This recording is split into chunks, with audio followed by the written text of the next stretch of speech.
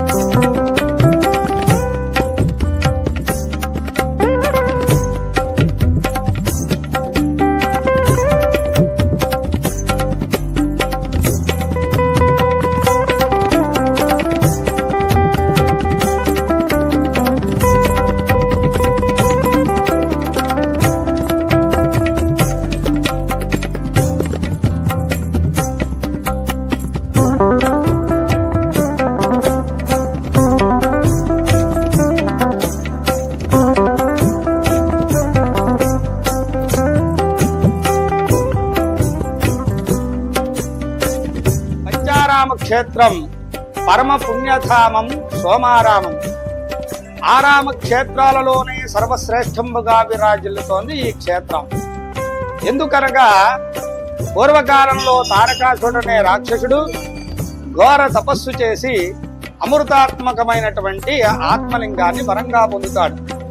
అతడు వరం పొందడం వల్ల అజేయుడై దేవతల్ని, మునుల్ని, బ్రాహ్మణుల్ని హింసిస్తూ యజ్ఞయాగాది క్రతువుల్ని ధ్వంసం చేస్తూ ఉంటాడనమాట. వీరందరూ చింతిస్తూ స్వామిని ప్రార్థిస్తారు, ఆ పరమేశ్వరుణ్ణి.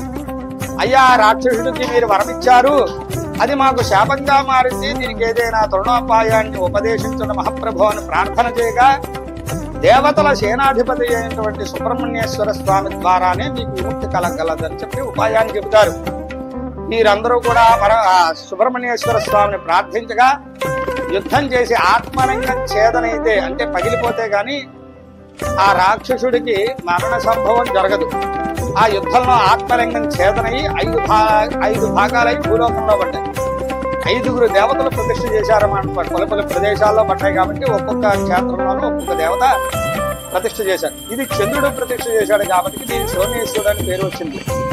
గురుపూడి క్షేత్రం భీమవరం పట్టణంలో.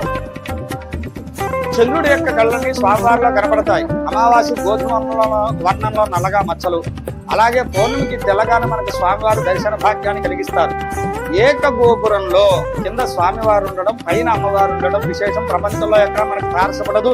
ఈ యొక్క గురుపూడి క్షేత్రంలోనే మనకు ఆ దర్శన భాగ్యాన్ని కలుగుతుంది.